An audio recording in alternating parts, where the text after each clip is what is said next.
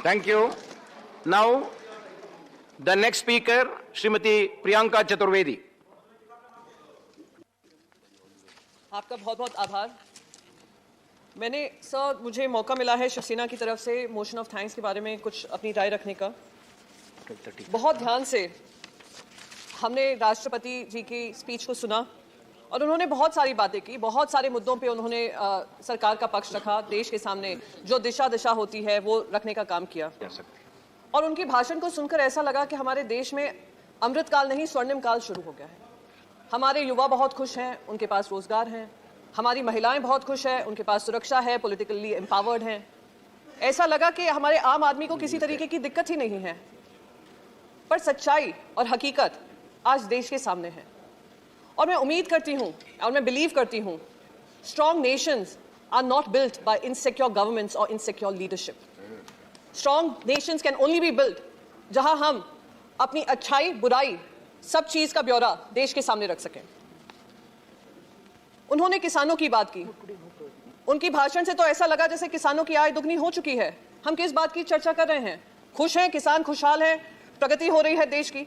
पर सच्चाई यह है कि उस भाषण में एक भी बार राष्ट्रपति जी ने देश के सामने यह सच नहीं रखा कि 700 से ज्यादा हमारे किसान ने अपनी जान दी है और इसलिए जान देनी पड़ी है उनको क्योंकि 3 काले कानून ये सरकार ने लागू किए, प्रजातंत्र के खिलाफ, हमारे संविधान के खिलाफ करके ये कानून पास हुए और इन्हीं किसानों ने उनको मजबूर कर दिया कि ये 3 काले कानून वापस लें। पर उस भाषण में कहीं भी उन 700 लोगों के बारे में, 700 किसानों के परिवारों को किसी तरीके के लिए शोक संदेश नहीं निकल पाया।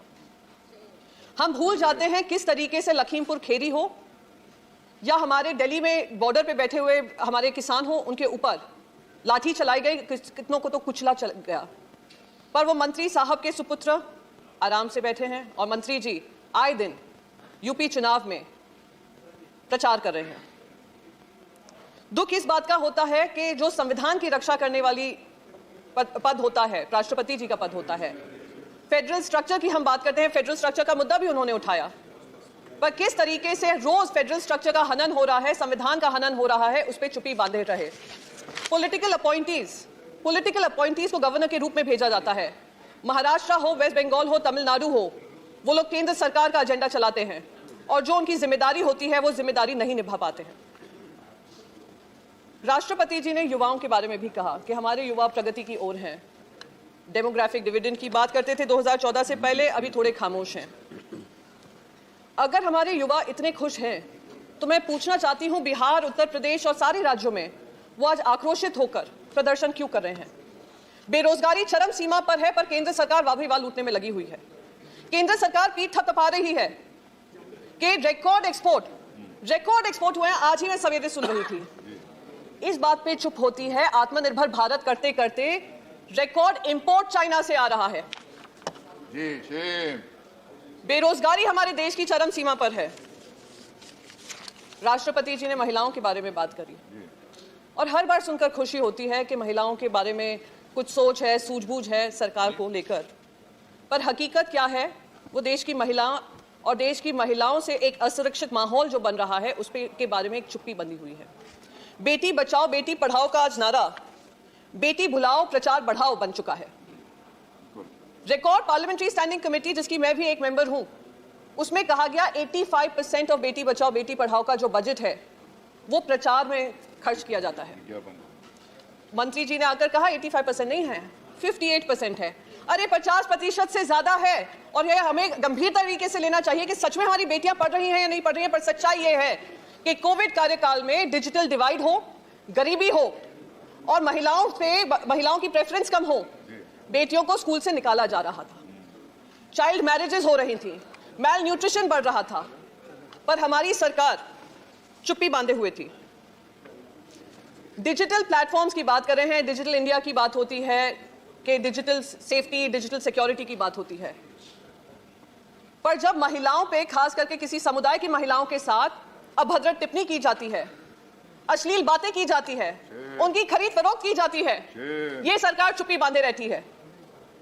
सरकार से मैं कहती रह गई, निवेदन करती रह गई कि यह मामला महिला सुरक्षा का है, पर सरकार ने किसी तरीके का काम नहीं किया।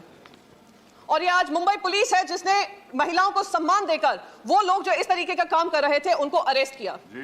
ऐसे रूल्स बनने जरूरी हैं। अगर हम डिजिटल इंडिया की बात करते हैं तो digital safety of women in digital spaces होना जरूरी है और ये केंद्र सरकार की जिम्मेदारी है। हमें कहा जाता है सर, बार बार ही कहा जाता है कि हमारी अर्थव्यवस्था बढ़ती जा रही है, रिकॉर्ड जीएसटी हो रहा है, रिकॉर्ड कलेक्शन हो रहा है, पर ये रिकॉर्ड जीएसटी किस आधार पे हो रहा है? एमएसएमईज को खत्म करके हो रहा है, पीएसयूज को कौड़ी के दाम पे बेचकर हो रहा है, कॉस्ट ऑफ लिविंग को बढ़ाते हुए हो रहा है और गरीबी रेखा में और लोगों को धकेल कर हो रहा है। और जो जीएसटी कलेक्शन भी हो रहा है फेडरल स्ट्रक्चर के खिलाफ, जो स्टेट्स हैं उनको उनका जीएसटी कलेक्शन का राइट ड्यू भी नहीं मिल रहा है। महाराष्ट्र सरकार लगी हुई है पर उनको जवाब भी नहीं दिया जा रहा है। तो ये बहुत महत्वपूर्ण है सर कि जब हम अभिभाषण करें, हम भाषण करें, हम इन सब मुद्दों की बात रखें। सबसे महत्वपूर्ण बात मैं कहूंगी सर, देश के डिफेंस में, देश की नेशनल सिक्योरिटी को लेकर बाकायदा जितना खर्च किया जाए वो कम है, पर वो खर्चा कर कर, देश की टैक्स पेयर्स मनी का खर्चा कर कर आप ऐसा स्पाईवेयर खरीदते हैं जो चाइना और पाकिस्तान की जगह देशवासियों के ऊपर ही इस्तेमाल करते हैं और किसी तरीके का संज्ञान भी नहीं लेते। ये दुर्भाग्यपूर्ण है। यूएसए हो, फ्रांस हो, जर्मनी हो, इजराइल खुद हो, उन्होंने पेगासस पे जांच शुरू की है और बार बार कहते हैं सुप्रीम कोर्ट के अंतर्गत है, हवाला देते हैं, पर सुप्रीम कोर्ट के अंतर्गत तो बहुत सारे मुद्दे थे, पर फिर भी जब यूपीए का कार्यकाल था उस पर चर्चा आए दिन पार्लियामेंट में होती थी, पार्लियामेंट को ब्लॉक किया जाता था। तो पेगासस पे चर्चा क्यों नहीं हो सकती? ये मेरी आपसे सवाल है। बिल्कुल होना चाहिए। सबसे महत्वपूर्ण बात पेगासस में ये निकली है, जैसे मैंने कहा सारे देश उस पर इन्वेस्टिगेट करने को तैयार हैं। इजराइल खुद कह रहा है कि इस पर इन्वेस्टिगेशन होना चाहिए। व्हाट्सएप और फेसबुक जो इनके यार हैं उन्होंने भी कहा है किस तरीके से पेगासस का इस्तेमाल हो रहा है। सारे देश कह रहे हैं, सोशल मीडिया प्लेटफॉर्म्स कह रहे हैं, रिपोर्ट इन्वेस्टिगेशन रिपोर्ट्स कह रही हैं, फोन मेकर्स बोल रहे हैं। एकमात्र हमारा देश है जो स्प्लेंडेड आइसोलेशन में खड़ा होकर कह रहा है कि हमारी कोई जिम्मेदारी नहीं है, हम महिलाओं के ऊपर पेगासस का इस्तेमाल कर सकते हैं। महिला जर्नलिस्ट हो, एक्टिविस्ट हो, विपक्ष की नेता हो, हम उन पे हम इन्वेस्टिगेशन कर सकते हैं, हम पेगासस डाल सकते हैं, उनके फोटोज को इस्तेमाल कर सकते हैं, उनका कैमरा यूज कर सकते हैं, उनका ऑडियो यूज कर सकते हैं।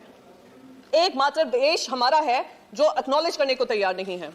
और यहाँ पे जो हवाला दे रहे थे, डिफेंड कर रहे थे, शायद उनका भी नाम पेगासस की सर्विलेंस रिपोर्ट में आया है। तो it is such a shame कि आज उनको अपने आप को नहीं डिफेंड कर कर इस सरकार को डिफेंड करने पर मजबूर हुए हैं। Last but not the least sir, मैं बस एक ही चीज कहना चाहूंगी कि केंद्र सरकार की जिम्मेदारी होती है कि सबको साथ लेकर चलें। जब सबका साथ सबका विकास की बात रखी जाती है तो सही मायने में हर वर्ग, पिछड़ा वर्ग हो, महिला हो या कोई भी ऐसे माइनॉरिटी कम्युनिटी हो, वो सब आपके देशवासी हैं। Indians first. आपकी जिम्मेदारी बनती है कि अपना कर्तव्य उनके विकास की ओर, उनकी सुरक्षा की ओर और उनकी सारी जो उम्मीदें हैं इस देश से और इस देश की सरकार से, उसको पूरा करने का कर्तव्य आपका बनता है, जिम्मेदारी आपकी बनती है। जो डेमोक्रेटिक इंस्टीट्यूशंस हैं उनको खत्म कर कर ईडी, आईटी, सीबीआई का इस्तेमाल कर कर केंद्र सरकार जो राज्य सरकारों पे कर रही है उसको बंद करे और सही मायने में देश का जो सही दिशा और दशा है उसको तय करें। आपका बहुत बहुत आभार। Thank you so much. Thank you. Now I